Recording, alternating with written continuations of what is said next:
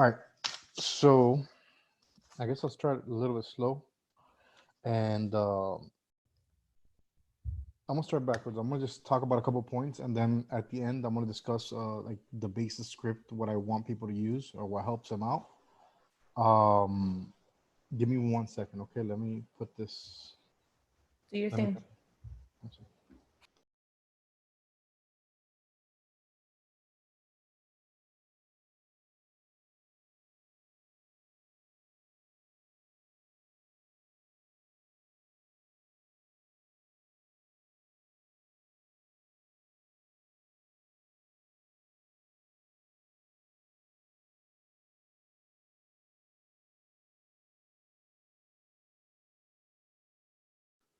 All right.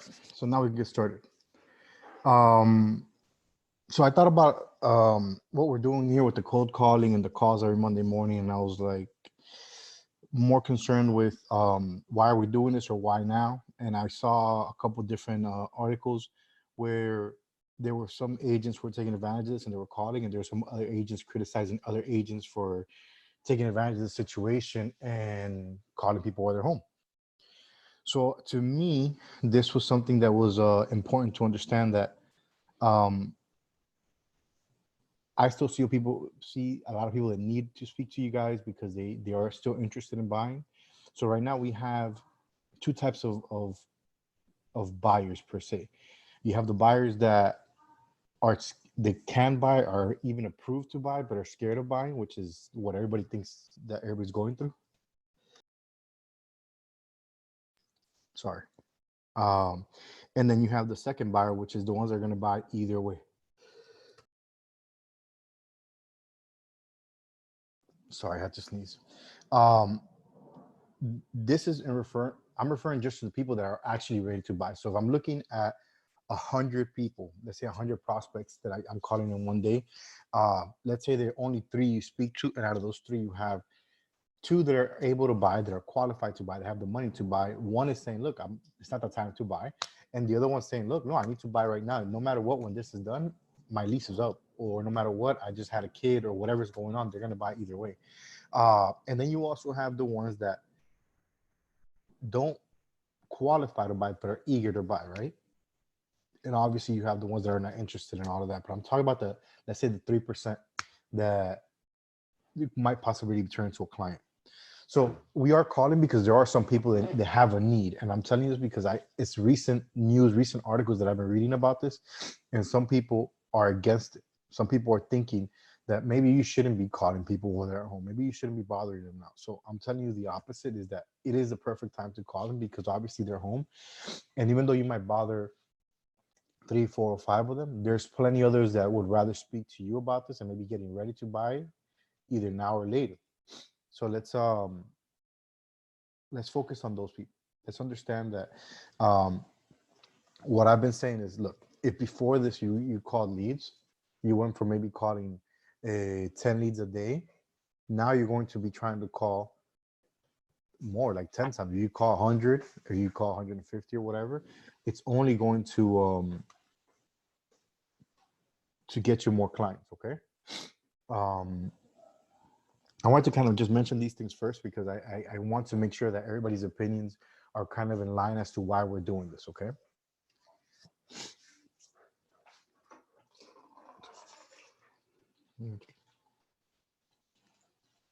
All right.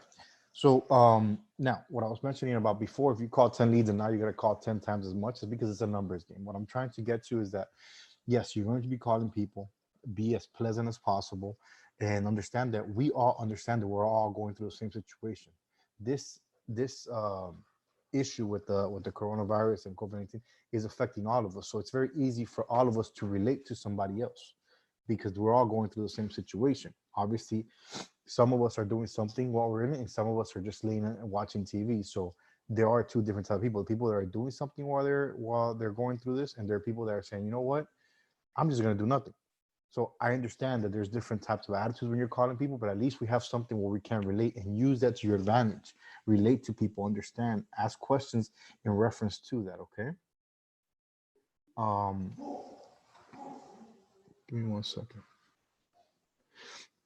So breaking it down, Now, if before you call, like I said, 10 leads a day, and now you have to call, let's say 100, or let's just use an example, 200 leads a week. I know it sounds like a lot, but I think that especially now that we're home, like at least for me, I save about 2 hours of traffic, like 2 hours that I'm not in the car just driving to work. So now it's very easy for me to allocate 2 hours a day to just prospecting. So what does that amount to? If you're hand dialing, that's about 15 to 20 calls an hour. If you're actually using a dialer, that's 30 to 40 calls an hour. So if you do 2 hours a day, worst case scenario, you're going to get 30 calls out to new prospect, to new clients or leads or whatever, where you can focus on just dedicating that time to calling out. The reason I say that time to just calling out specifically is because generally most people might not answer at that moment, but they'll call you back later on during the day. So if you do this consistent, you'll probably be busy the rest of the week answering calls. If every day you dedicate 2 hours to just prospecting, at least 2 hours, your week will be filled up eventually with conversations with people calling you back or responding or following up with them. So at least try to set up aside 2 hours now that you can, now that you're at home, to go ahead and call and prospect. Okay. Um, Now, I guess I've had this conversation with many agents and different people, and I participate in a lot of different teams in real estate. And I know it sounds like I'm coaching you guys, and now I don't participate as a coach. I participate more as a partner. So I get this from every different way where people actually tell me what's going on with them or they ask questions. So these are typical things. What if you don't have any leads? You're saying, look, you're saying to prospect, or call because I can do it now, but I didn't buy leads before. What am I going to do now? Well, number one, yeah, you can buy leads. Or obviously right now people are trying to be a little bit more tight about that. They're not trying to spend that much money in leads. So maybe they don't want to do it right now. So you could either reach out to somebody that has a lot of leads. There's a lot of people like me and other people that bought a lot of leads before and never actually got around to maybe calling them because there was too many leads. So you could partner up with somebody in that case. Actually, I had somebody call me on Thursday telling me that they wanted to partner up with me because they have 1,000 refi leads or whatever. So there's people that don't have any leads and there's people that have a bunch of leads. So the point is you can find somebody that has them and, try to work out a deal with them. What else are you going to do? We can't go out and network to find this business. So let's take advantage and call the leads. Um, this is the other thing that this agent asked me. He was like, well, I ran out of calling. I called all my leads today. What else do I do? I'm like, call them again. Understand that as long as you don't leave a voicemail, I call them to 3 times a day. So if I have like a list of just 30 leads that I know are really good, or even if it's the only leads that I have, call them. If you call them in the morning, afternoon, and lunch, call them. Do not leave a voicemail, and you call them until they answer or say, "Hey, leave me alone." Now, I am going to change that tactic a little bit, where in the time they're wearing, people are going to get annoyed. So I would try to spread it out. Call them today in the morning, call them tomorrow in the afternoon, call them the next day in the evening, to figure out, see when they're going to answer. I wouldn't say bombard them 3 times a day, every single day for a week, because then, with everything that's going on, they might be near the edge and, go off on you, which some people are going to go off on you either way. I just don't want to expect that trigger. Okay. Now there's, so okay, call the ones you have. Okay. Now, this is the last two parts of this particular part are the ones that I believe they're the most effective and probably where people are the most hesitant on doing. Um, Look, you can download your entire phone book, everybody on your phone book, everybody on your Facebook, everybody on IG, whatever. The point is, use your sphere of influence, use the people around you. And I'm not trying to tell you to call them, say, hey, you want to buy a house or sell a house? Take advantage and reach out to people you never speak to and just check in on them. If you don't have any leads, this is the way to produce leads, because the most important part is to be top of mind. Um, I'm gonna have examples of conversations at the end, so I'm just trying to get you a couple of ideas out because maybe not everybody here has enough leads to call to go through this or to even learn this. But you can call the people that they're on your phone book and just check in on them. Say, hey, how you doing? How you going? How you dealing with this? And that's it. Why? Because that's going to put you top of mind. They're going to ask you what you're doing. You're saying, no, I'm working. I'm calling leads. I'm helping people out. And then that's going to trigger for them to ask you, oh, what do you like? What do you think is going to happen? And that's where you're going to give positive information. Why does that matter? Because it's a chain reaction. Basically, me telling Pepito that I'm doing this and I'm still working is going to tell Pepito's going to tell one of the friends that ask about real estate, hey, talk to this person because they're still working and they're telling me the business is still running. You want to be that voice that people want to reach out to when they decide to buy. So doing that even with your friends and family, I know people don't think about this. I'm telling you myself. I have to force myself to remind myself to even check in. I have a lot of family. My family is huge. To even check in with them, and kind of text them individually, say, "Hey, how are you doing?" But that causes always that conversation about real estate because they know that's what I do. So that's gonna help you. And then the next part is check in with prior clients. Treat your prior clients as if they were family. Text them, call them, and say, "Hey, how are you doing? How are you dealing with this? How's your family?" That also generates a lot of business. For me, at least it does. Checking with prior clients always, almost like I'll say, not always, but like 60, 70% of the time, they tell me, "Hey, you know what? This person was asking me about this yesterday." Especially now during the whole Corona thing that we're going through, they've been talking to more people on the phone and they've been having more conversations. They've had more questions about that. So if you're top of mind, they're going to recommend you. Okay. Now, I said all of this with a purpose to kind of lead into the next part of the conversation because I've been saying since this whole thing started, people were talking about, oh, this they're worried and they stopped working, they stopped calling leads, they stopped following up. A lot of people did, you know. And what I said, no, you need to step up and call more leads. You need to step up and focus more on this. And I was right, you know. I was right because what happened. All right. So what happened last week? So I had a conversation with everybody on Monday. Last time we did a training, I told everybody, look, nobody can tell you the perfect way to work this other than to adapt to every week. Every week is completely different. This is like waves. Like when you're talking to people, you're going to see that one week is really bad, one week is really good, one week, because people are going through their emotional stages of being locked up in a house, you know? Unfortunately, I mean, we can't predict it because it changed for us differently because the first week was scared. The second week was actual vacation that the kids had. Then we started really counting. So it's been a little bit unpredictable with how to follow the patterns.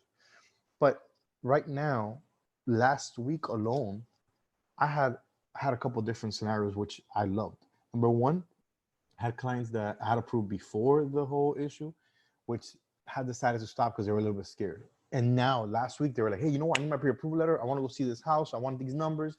Everybody's decided to go buy. I had so many requests to run numbers, to send pre-approval letters, to submit offers. It was insane. Like last week went from 2 weeks ago, literally just having people like, talk to people to now actually people are applying. People are serious about going. They don't want to go look 10 houses. They're like, look, I like this house. Can I know the numbers? See, I just want to go see one house or two houses. They're being a little bit smarter, more cautious about what they go see, but they want to know the numbers. So they're calling me, asking me these questions more. And last week was proof of that. Last week, we submitted three offers. I still don't know if they got accepted. I think one got rejected and the other two still don't have an answer. But that was three offers. From 2 weeks ago, I didn't have really anybody submitting offers like that. And then I had new people who I literally called and decided that they wanted to go through with it, and they went and got approved immediately. They actually sent me the docs faster. So this is proof of what I'm telling you. Call, prospect, prospect, prospect, because even if it doesn't help you now at the moment that you're calling, it will help you eventually. Now, I'm trying to explain the whole topic about waves because, and I keep doing like this, I don't know. If right now it's a down wave, right now things are slow, and you take advantage and pick up as much people as possible you could just keep in contact with, when the wave goes back up, they will contact you and you will take a benefit from it. On the other aspect, there's smaller waves. Like this week is what I'm talking about, smaller waves. Hey, maybe I've been busting my ass for no reason. Maybe I've been calling this many leads for no reason. Maybe I'm doing this for no reason, right? But what if out of this last week, because I've been working so hard for the last 3 weeks, harder than I ever did calling, that last week I got one extra contract that maybe I wasn't going to get at all. I mean, let's do this. The average deal is what, 250, 300,000. If I get one deal just because of all this work as a realtor, as you guys, is 7,500 bucks. 250 times 3%, 75 that I wouldn't have at all just because I didn't do the extra work. So if I'm even looking at the simplest way, the simplest math, the simplest case scenario, it took me 3 weeks of calling leads. Yes, it's been a lot more leads than most people call. It's been about 500, 600 leads. But the people that called me last week weren't the leads that I called just in the last 2 weeks. Were people that called before the last 2 weeks. People that I've already been working leads, that I've been working with them, that I reached out to them and things like that. So consider that there is a delay when you contact them to when they actually take action and apply. Okay. So let's keep all of that into mind while we go through the process. Now, something interesting is that I've taken so many different courses and classes and listening to the gurus of real estate. And the part that I took out the most, like the part that I liked the most of it, was that they kept talking about data, systems, and prospecting. If you speak to any guru, any master, if you sign up to pay these thousands of dollars, they're going to tell you about data, systems, and prospecting. What is data? They're telling you that right now is the time. For the last 2-3 years, they've been saying this. It's about data. It's about collecting as many leads as possible. It's about putting together as many leads as possible, much data. Companies like Zillow, Realtor.com, they're data companies. They collect information from everybody who thinks about buying, who might possibly think about buying, who might be interested in buying a year from now. The reason is because they're going to sell it back to you guys. So right now, you guys, where we're at, you might be able to get data or all this information cheaper than ever because not a lot of people are scared of buying it, So collect as much data as possible. This time that we're going through with the COVID-19 is proving that you can't go out and network. You cannot go out and do this. So right now, data is what you're using to reach out to these people. Systems, CRMs, and things like that is what's going to help you organize, because right now you're going to have to call 3, 4, 5 times more people than what you did before, and you're not going to be able to keep track of them. Trust me, I know this. I call a lot of people, and I got to remember more information about people because I got to remember technical things. I got to remember, their income, assets, or jobs, husbands, so I have to use a CRM. I have to write my notes somewhere. So when you ask me about it, I can go and see, hey, what's going on with this? So right now, more than ever, they're proving that systems are important. And then prospecting. They've been telling you about prospecting for years. Every guru, everybody's talking about you doing what we're talking about today, cold calling, prospecting, or even working your sphere. Everybody's been teaching you on this. And right now is the only time you get to use it. So if you didn't do it before, this is the only time you get to practice. Because if you don't do it now, you're never going to do it. And these are keys right now to succeed, especially during the market that we're in. All that said, let's go back into, I guess, the reason why you called. Not to understand why we're doing this, but you called because we wanted to understand what to do when cold calling, what to do when we're reaching out to somebody. Now, I will send you guys, once we're done here, you guys can text me in your email, and I'll send you my base script. But I want you to try something different, especially during the time that we're in, especially because the conversation that we're having with clients right now needs to be more natural. And I've always spoken about this, and I've always trained this. Be yourself. Do not try to focus so much on a script that you sound like a robot. Right now, people do not want to pick up a phone and talk to a robot. They want to talk to a person.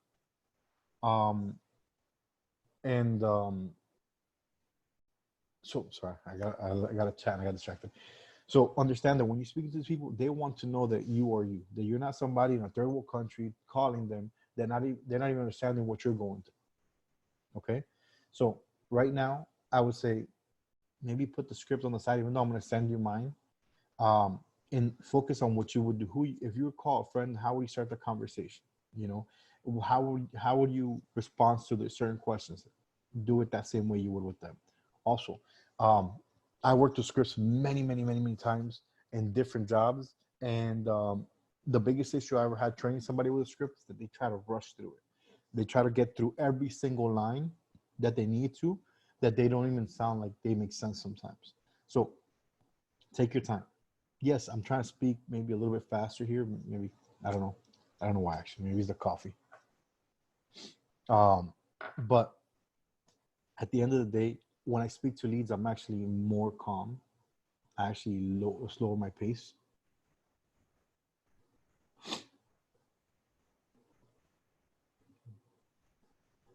Okay, sorry. I'm reading the chats when people write comments there. So I actually, when I call lead, I calm down, I breathe, and I let people speak. Just an example, so you guys understand how I do my conversation. I start the conversation with hello, Chris, and I kind of like do like a pause, let them speak, and they say, hey, yeah, who's this or whatever. Um, and then I ask, how are you? And then I go into my conversation. Normal steps that you would do with somebody that you know. Hey, Chris, how are you? They're good, good. Who is this? Oh, this is William. I'm calling because I saw you were looking at properties online. Well, where did you see my properties online? I'm like, oh, I saw you were looking at properties on Facebook. How many bedrooms are you looking for? So I don't know if you noticed this.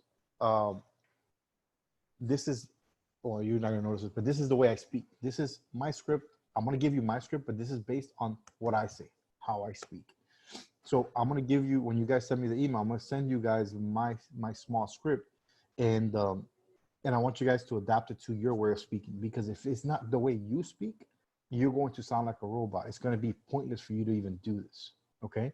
So that little intro, that simple intro that I just showed you, that's worked for me. And I've adapted it from many, many different ways that I started a long time ago to now, to where I'm going through having to maybe minimize a 10, 15-minute conversation to 5 minutes and make it more productive. Why? Because I sound like a human being. Now, don't get me wrong. I had somebody that actually, chewed me out because they're like, "Why are you acting like you know me? Why do you? Why?" I'm like, "I'm sorry. That's the way I speak." Because genuinely, I speak like that. So that made it a little bit smoother when he was able to transition and say, "Oh, okay." Like he actually calmed down because I was like, "Look, man, I'm sorry. That's the way I speak normally." And I guess they were able to tell that, and we were able to calm the conversation down and go through it with that because I didn't sound like a robot. So that's key number one. Sound like you, try to be yourself, and be patient. Now, as I go back to my script and kind of like show you guys like little tidbits that I guess I noticed that I do is that I let people speak.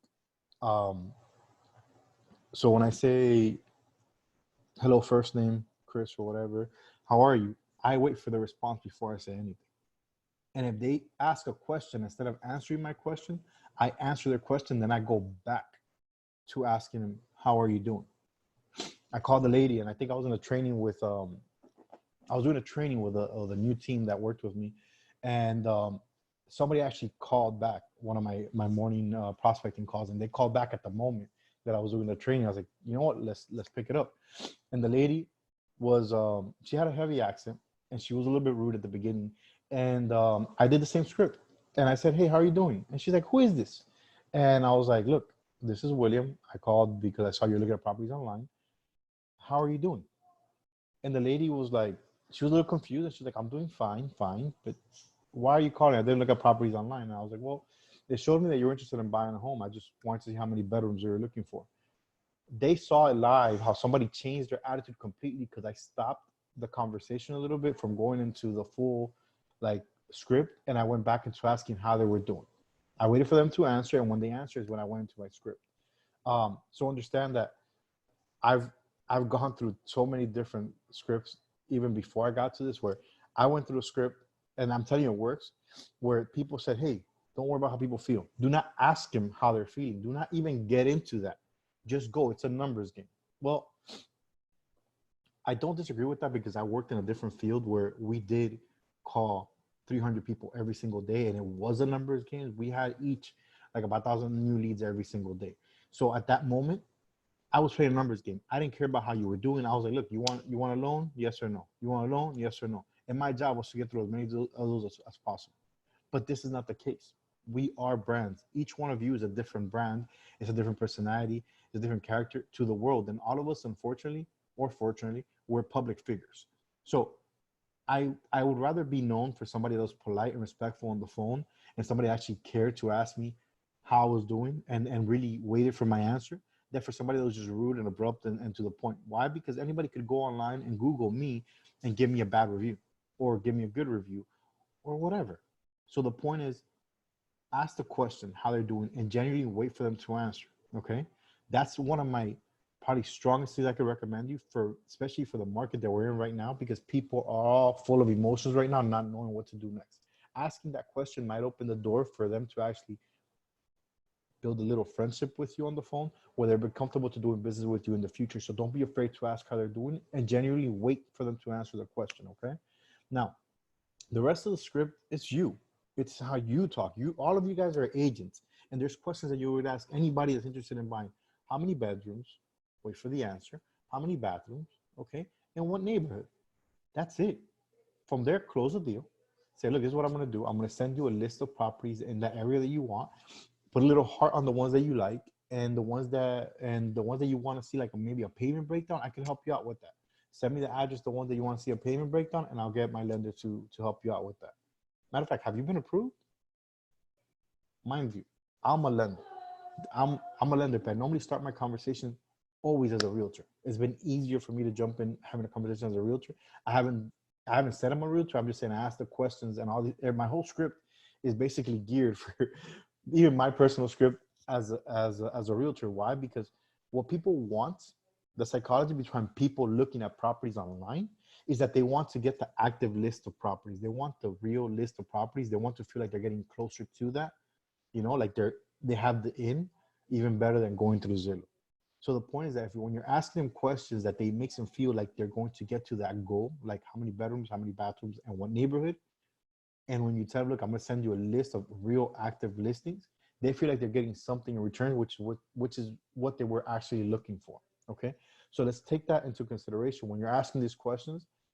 You're not telling them exactly you're giving them the list. You're getting to the point where you're going to tell them that, and they're actually looking forward to that subconsciously. Okay. Now, at that moment, after I got all the questions, after I had the conversation with them, and when I say, look, I can get you a payment breakdown, is when I ask them if they've been pre-approved. I don't do it up front. I don't do it at the beginning. I actually go through my conversation and kind of build kind of like a rapport with them before I ask them if they've been pre-approved. Um, if they say yes, then perfect. Who you approve with? Excellent. Send me the pre-approval letter. If they say no, then say, hey, I have a great lender. He can speak to you right now. If you want, I could put you guys in a group chat and I could introduce you. That's it. Now, I'm telling you this because it's short and to the point. If you stay too long on the conversation, you're going to lose it. It's like, all right, like me, for example, I like to talk, you know, and I've learned to short my conversations almost with anybody, and even my trainings where I make sure that when people think about speaking with me, it's not like they think, oh man, William's gonna keep me on the phone for 30 minutes. William's gonna speak to me to the point, and that's it. Like people call me all day long, and I'm gonna tell you, there's some people that I'm like, man, this lady's gonna keep me on the phone for an hour every time.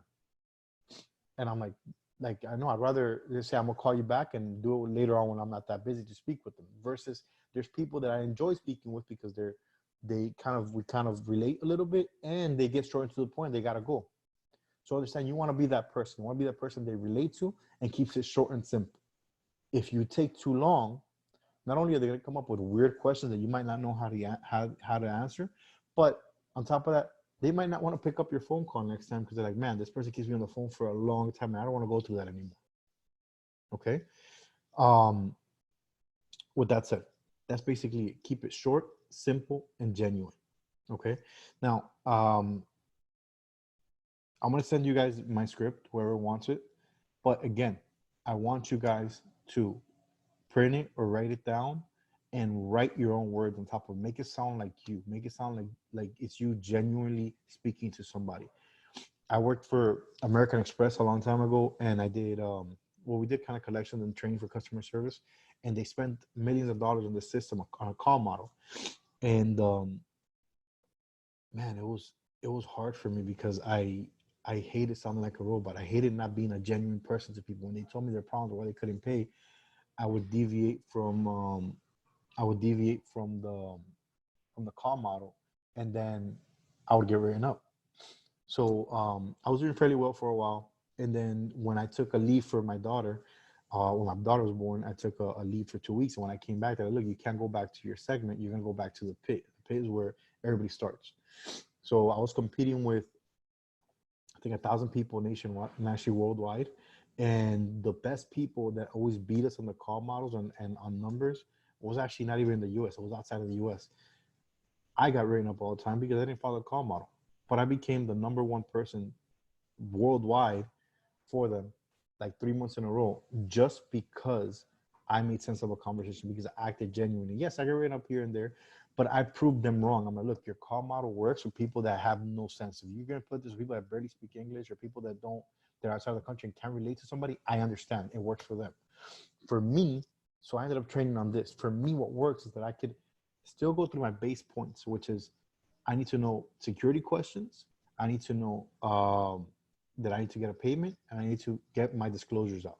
And once I got those three things out, the rest of the conversation was me being genuine with somebody and relating to them. And that's why more people ended up making their payments with me than with anybody else. I applied that to the same thing in mortgages. I applied the same thing in sales or whatever I've done. And so I want you guys to sound like yourselves. I don't want you to spend an hour on the phone because it's still a numbers game. So I want you guys to be able to go ahead and generally, like if you're talking to a friend and you really care how they're doing, ask them that. If your friend is asking you questions about the neighborhood, answer those things. Give your opinions about, hey, I'm buying in Kendall, oh man, that's a good area or whatever. Or even if it's bad, don't be afraid sometimes to say, look, I mean, the houses are nice, but there's a lot of demand, there's a lot of competition. Say all of that, okay? Now, let me take a step back and maybe if anybody has any questions, before I open that up to any questions or whatever, next Monday, the next one we're gonna do, I'm gonna focus more on rebuttal. So we're gonna focus more on what questions people are gonna ask you during these times and what questions people are having during any time that maybe you need an outline of what to respond, or maybe you don't know how to, or what's going on for those situations. So I'm going to tell you what we're using, what's working, what isn't working, and you guys can write them down. It's important for me to tell you these things because what I do is that even now I write notes on everything, but when I'm going to go and call leads, I write a couple pointers down, and I got that from Henry. He's on the call right now. He's one of the loan officers that works with me. He calls leads. I write down a couple of different things that I know I have to get out. So, or that I like if they ask me a question and maybe I just out of the top of my head I forgot. I write down a couple of rebuttals that I know that I could use and pull out at any moment, talking about the market or sales or things that actually happened. And these things have helped me to flow through a conversation because as I've spoken with many other realtors, also what sells me better on the phone than more people is that I'm confident on the phone. I'm confident and I'm patient. So knowing these points that I want to give you next week is what's going to give you confidence. It's what's going to give you control of conversation, because if you know them and you understand them and you believe them, when you speak to the client about them, they're going to feel way more comfortable that you're telling that information than anybody else because you're confident with it. And the fact that you already have the answer on deck before actually having, no, let me call somebody, let me find out, or before stuttering, like sounding like, oh, I don't know, people don't trust that, now if you hear me speaking, if you hear me talking, I'm not a slick mouth, a very eloquent person. So you don't have to be the best speaker. Actually, I found out that most of the best people that do sales in this are not people that speak very eloquent, are just people that actually sound genuine on the phone. So focus on being genuine. All right. Now, anybody have any questions, anything you want me to answer, or anything at all?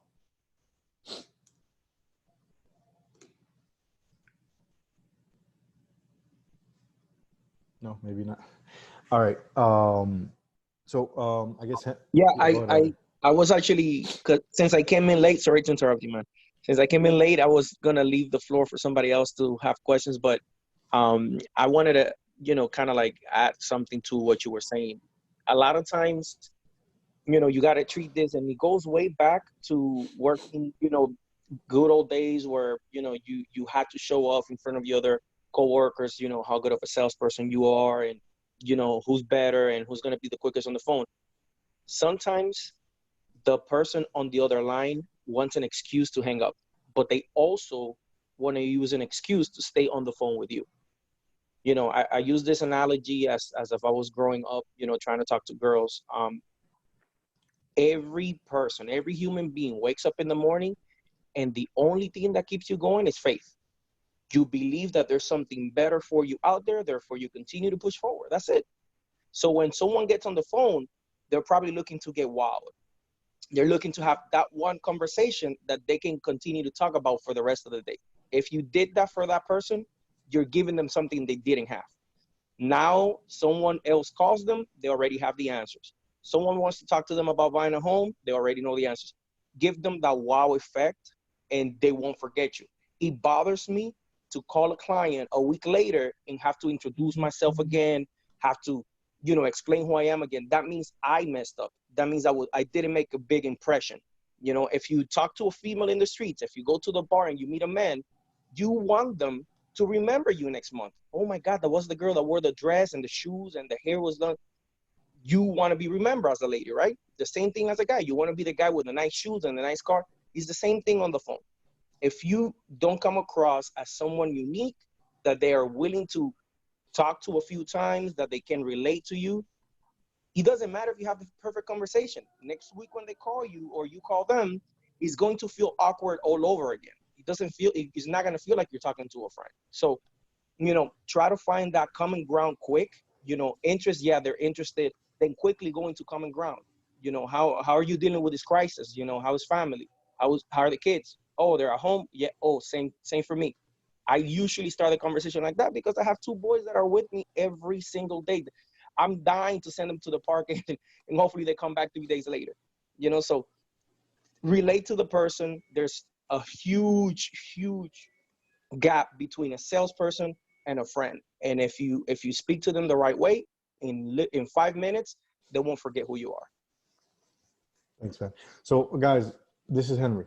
This is a gentleman. He works with me, and he came into to work with me, to help me to work with the leads. To call these people front line, calling so many people, talking to so many people, and it's important for me to have these conversations with people like that, because most of you are calling maybe, I don't know, 5-10 leads a day, and maybe you have 5-10 bad leads and you're like, I'm never doing this again. Number one, don't take it personal when people are negative towards you. Number two, it is a numbers game, but it's a big numbers game. If you call 100 people, you're going to have 10 people answer. If you call 1,000, 100 people answer. Out of those, the more you have, the better odds you have of getting a client. Now, and I'm talking big numbers, and I don't want to scare you guys over that. I want you guys to understand that it is possible only an hour or two a day to make these numbers. The more you do it, the more effective you become at it. Okay? The more, yes, exactly. The more you do it, the better you become at it. I have a different pitch for lenders, and I'm telling you, I'm as a lender. I've told other lenders, I'm like, look, this is all I do. They're like, yeah, I do the same thing. And I'm like, yeah, but it takes me 3 minutes to do something. It takes you 15 minutes to do on the phone, which is why I get to a conversation so much faster. Every time I speak to a client, I'm like, doesn't matter your situation, no matter what's going on. I'm like, this is my conversation. It takes 3 minutes. I do it in 3 parts, and then I break it down. I set the stage of what I'm going to tell them. I tell them everything, and it doesn't matter what situation it is, because everybody thinks they have this out of the world situation. I get them broken down into those three minutes, and I'm always out of the phone in 5 minutes. Every conversation, because I've already kind of broken down the way I speak into what I'm comfortable with and what I know people are like. They like to hear somebody genuine like me, somebody that takes time to speak. Now, I'm telling you because I've had other people that are, man, these guys are animals. And when you hear them speak on the phone or in person, you're like, man, this person kills it. You're like, this person is probably going to close 100 more deals than me because they sound so perfect on the phone. It's not true. You have to sound like yourself. That gets you more sales than ever. I'm telling you this because I've been in every aspect. I've been in collections, I've been business to business, I've been in different fields of actual telemarketing, and it works. Give me 1 second. Well, I have a question. Go. Hello? Yeah, go. Yes. So, I was trying to see who it was. So you raised your hand. Sorry. as I was listening, you said when you call, you don't leave a voicemail. Why is that? All right, that comes from well, there is a rule, but I had the rule from a different past experience where if you left a voicemail, you couldn't call back that day. But I'll tell you my personal experience. Um, I don't know about you guys, but I'm very busy, and I'd rather you text me or call me than for me to sit and listen to 30 voicemails to get to that one voicemail that somebody left me. So most voicemails are not effective, and on top of that, legally, if you leave a voicemail, you cannot call back that day, right? So if you want to be able to call them again later, because let's say you call them in the morning, they didn't answer, you want to call them in the afternoon, it's best not to leave a voicemail. Now, if you don't plan on calling them again that day, then yeah, go ahead and leave a voicemail.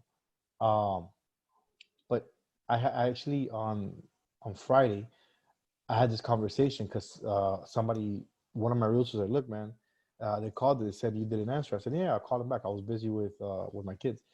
And they were like, "Oh, but they said you couldn't leave a voicemail." I'm like, "Yeah, I don't listen to my voicemails." They're like, "Oh, what? Why don't you?" And I'm like, "Because I have like 50 people that call me a day, and if they all leave me voicemails, for me to get to that one voicemail, I'm gonna spend an hour on the phone. I cannot afford that hour of listening to voicemails to get to that last thing." Um, so I just don't. I leave my voicemail full, and I know that might be a negative thing to some, but I already figured out that if you see my voicemails full, you're gonna text me or call me again, which I would rather you did that. Okay? Okay, thank you. Does it make sense to you though? It does. It's just I used to have a banking background where now leaving voicemail is different, different way of doing it. Look, But I know what you're saying. When I leave a voicemail, most likely a lot of people kind of don't want to call back because they think, oh, it's another sales pitch. yeah.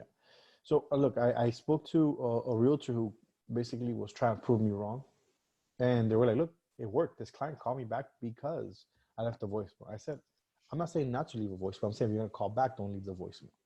If you're gonna leave a voicemail, though, guys, I want you guys to understand that the more vague you are, the better it is. Just like a text. Um, People don't call back if they know why you're calling. They don't have reason to call you back. If I know exactly why you're calling me, I'm not gonna call you back. Like you didn't make an impact on a text or on a voicemail. It's gonna make me want to call you back because you're saying you want to buy a house. I have 300 other people calling me right now that want to sell me a house. Why am I gonna pick you just because you left me a voicemail? You didn't have time to wow them. So just be what I do when I leave a voicemail. Say, "Hi, Christina. My name is William. Please give me a call back." Just how I would to any of my friends. You know, "Hey, Angelina, call me back. It's William." That's how I leave my voicemails. Now, the reason this is kind of like where you gotta be careful is because now they have a recording of you doing this, and you're supposed to actually introduce yourself, say what company you're with, and so many things legally to be able to do these things, which is where I like to tread carefully. You know, on a text, and I got in trouble for this already, so I guess my experience counts for this. I just had to do a massive text campaign, like random, and the company I was using to do the text kind of like stopped me and said, hey, hold up, we have to verify that you're not doing some kind of spam or illegal stuff, and they made me kind of go through this whole little process, and I had to explain to them how my text went. So legally, they wanted everybody to kind of like in the first text, kind of introduce yourself, say what company you're with, and all this information, right? Um, and this is why they were kind of like stopping me because my original text was very vague, and it said, "Hey, can you speak for a few minutes?" And then that was creating an issue because in almost any industry, you have to say, who you are, where you're calling, like introduce yourself before you can continue with the conversation, right? They actually released me because I said, "Look, this is how I do it. I send two texts. I send this text and the text introducing myself, but this is how many minutes apart I do it." If they respond to my initial text before that, then I automatically respond with my introduction. So that's a lot of information, but I'm trying to give you kind of like a little secret about it, that as long as you're able to follow up with your information quickly, like who you are, you still get to do that vague entry. Now, this is why I don't do it in voicemails, because in voicemails, I cannot do that. And voicemails, I would have to call all over again and leave a second voicemail to leave my introduction, which it just seemed pointless to me to do that. Now, Willie, Jennifer Curse has raised her hand here. Yeah, that's what I'm saying. Like, how do I just wait for them to talk? What do I do? Well, she just unmuted herself, so. Okay, cool. Hi guys. Will, I just wanted to add to what you were saying. I 100% agree with the fact that you do not leave voicemails. I think where people have to see the differences when you're making massive phone calls, back-to-back phone calls, there's no time to be wasting on leaving voicemails. The other thing is that you're more than likely to try again later, like he said, so you don't want to have that restriction. I would say that if somebody did give you the contact information of somebody that you know that they needed you to reach, or somebody that's expecting your call, then that would be a different scenario in which, yeah, you can leave a voicemail and you're more than likely going to receive a call back, you know, just so that they know that you called, that you were the person who called them and left them a message, you know. And then there's no question as to whether or not you did your part, you know. But with just, you know, you're making phone calls to reach your people, your leads, or whatever, you know, leaving a voicemail wastes time. And other than that, like the other, I don't know who it was that was speaking, if they know who you are, they are more than likely not going to answer your call. Now they know the phone number. Yeah. You Also, know, so I guess I'm going to add to that. She's completely right. Another thing that I found is that this is, and I'm talking to you guys as an agent, as a realtor. Understand how many people are calling these people. Like, you're not the only realtor calling them. So sorry, give me a second. So sometimes, like I said, you have made a connection with them, and sometimes when you actually, they know who you are, they know that number already, they're not going to answer next time. You're just one of the bunch. What makes you stand out from everybody else if you haven't had the chance to speak with them? So my number one goal isn't to leave a voicemail, isn't to do anything other than get him on the phone, to be able to create a connection with them. Even when I text them, I text, hey, can you speak for a few minutes? My goal is the conversation. So focus on that. Numbers game, 100% correct. The more people you get to go through, the more possibilities you get to speak to somebody, the more possibilities you get to create a connection with them. All right. And thanks, Jen. See, I love this format because we get to hear from different people in their experience. And from Jen, coming from being a top realtor to also being a top lender, perspective that she's calling leads on both aspects. As a realtor, as a previous realtor, she was calling, and now as a lender, she's calling these leads. And it's basically the same thing. It's just getting on the phone and calling and being yourself. Am I right, Jen? you're right. It's the same script. You just have a different product. You know, essentially, like Will said in the past, you know, you have to be yourself. The last thing a person wants to hear on the other side of the phone is a script, specifically, like heard as an exact script. You know, they know when you're reading something, when you're saying something verbatim. What you want is to be yourself, and you use a script as a platform to know what you have to say and what you need to ask, so you don't miss any steps. But essentially, you just want to be yourself. And honestly, the conversation is not about you; it's about the customer on the other end. You know, so I used to be in sales before for LA Fitness, and we had this training. It was basically what they would say, you know, you have to ask open-ended questions where they're giving you information, you know. So if they're confessing or giving you information, you know, that they're not going to want to do that with somebody else. You know what I mean? They're the most genuine when they open up with you, you know, when you ask those open-ended questions, meaning they're not questions that give them the opportunity to say no or to just hang up. You know, and then if you're going to ask a yes or no question, you ask a question that is either a yes because you're leading them to something that you want them to say yes to, or no for the same reasons. Granted, you're going to incline to more of a yes question, you know, and then and just know what your questions are and get straight to the point. Waste less time on the phone. You will have people that'll drag you on though, but yeah, you just have to just circle back to the topic, you know. Yeah, so that's one of the key things that's why I say, like, the more you're like yourself and the more you kind of understand this and the more you do it. Look, man, the hardest thing for me to do was to always be able to come back and then to a conversation. Andreina's my witness. I do this in real life. I'm like a little bit of ADHD or ADD or whatever, where you're having a conversation with me. Wait, hold on. Did you say a little of ADDH? Just but I learned to come back. See, I can have conversations with 4 people at the same time and answer all of them, but obviously I got to hear all 4 first and then come back and answer all of them, right? I had to do that on the phone. I learned that from being on the phones. I'm sorry, where I would be at a start where I'm at in my script, have a conversation with them about something completely random. So sorry. Have a conversation with them about something completely random, and then I was able to come back to that same point and say, okay, how many bedrooms are you looking for?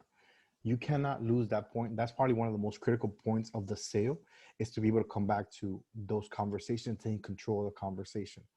Um, I think it takes some further practice and further knowledge to be able to be more confident on it. But if you have already a confident attitude, it portrays in your conversation. So let's understand that you have to be comfortable with what you're saying and what you're asking. You have to believe that what you're doing is something positive. So this is almost the end of this training, and I want to leave you with this and understanding that if you get enough leads, enough clients that are willing to buy now or even after things get better, you are saving our economy. And this is like something I'm telling you this from every facet of research that I've done the last few weeks, everybody who I've spoken to. Right now, there's going to be a big focus in real estate to us getting us back on track after all of this. So the faster you get more people in line that are going to want to be back in line when things get back to normal, the faster we will recover.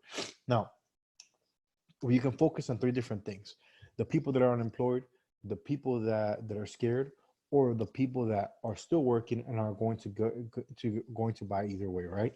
Now, I've had a conversation with different realtors, and they're people. I know a realtor that's being super negative, and then I know realtors that are getting listings and deals every single day as if nothing changed. They're the people that are doing well, or they're only doing well because there's people that are going into negative, and they're losing those clients. You're losing the clients, somebody else is picking them up. So you want to be the one that's picking all of them up. What I kept telling people is that, look, I'm still working. Even if I don't get one deal during this whole thing, I guarantee that once things get started again, once things open up, whether it be June, August, or September, I have so many clients that I've been calling and lining up for this, that I am going to blow up with closings. Now, let's separate myself and my own profit. If I already got all the people ready, I am going to help raise the economy because of what I'm doing. Because there's going to be a lot of money going to the state because of closings, the county. There's going to be commissions to my fellow realtors. There's going to be people buying at Home Depot because they bought a new home. What I'm doing, and what you guys are going to be doing, how you guys are getting these people back into the market faster than anybody else, is how you're going to help us recover faster than anything. So understand that you have to be confident in that fact that we're doing something really good, not just for yourself, but for the economy, but also hopes. If Pepito sees that Carlitos bought a house, he's going to have faith in that things are recovering. If nobody sees that anybody else is progressing, they're not going to have faith. They're going to go further and further into negative things. Yes, there is a law about how somebody else buying helps the market, helps every business and every aspect of business, but there's also the part of hope that maybe a company who was thinking about shutting down says, you know what, let's wait another month because look, some people are starting to buy. Or some other company says, you know what, let's give it another 2 weeks just because look, that company received an order, they might want to receive an order. There's a chain reaction to this. So the more people you call, the closer and closer we are getting to getting back on track. Does that make sense to everybody?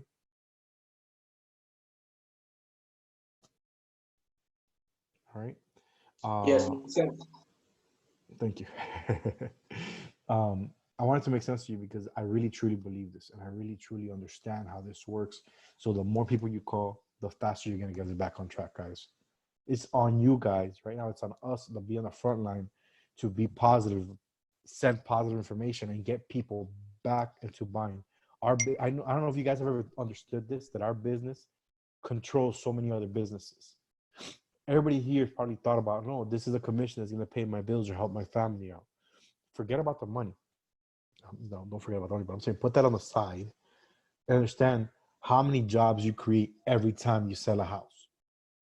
every time you sell a house, you feed the state, you feed the county, you feed the stores, you feed everything. You feed the creditors, you feed so many businesses every time you sell a house. So don't do it for yourself, do it for everybody else. And then consider you're still going to get a check at the end of the day. Okay? Guys, thank you for your time. If you have any questions, concerns, I put my number in the chat. Send me emails. Send me a text, please, with your emails. I tried to copy. There's a lot of people asking for the script, and I couldn't copy the entire chat over. So just send me a text with your full name and your email address, and I'll send you guys my little script. And again, I don't want you to use it verbatim. I want you to try to say it out loud and change the word so it sounds like you. Really, on the chat part, put your phone number I did. so that they can text I'll you. put it again.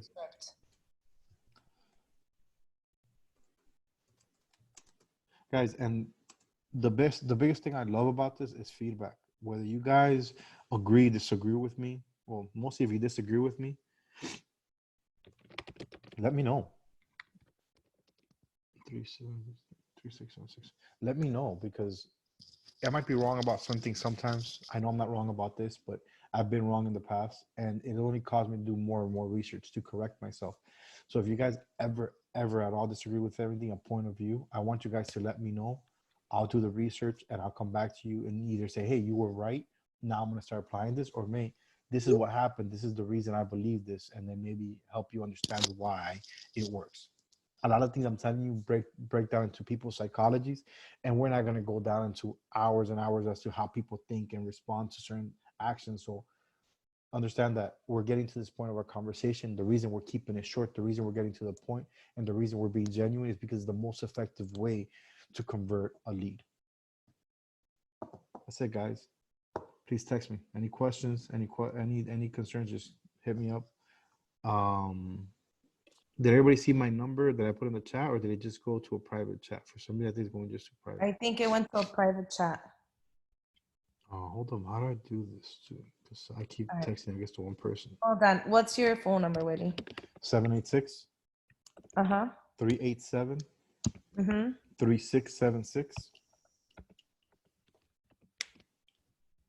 There you go. Thank you. You're welcome. All right, guys. Have a good day. Bye, guys. Bye-bye.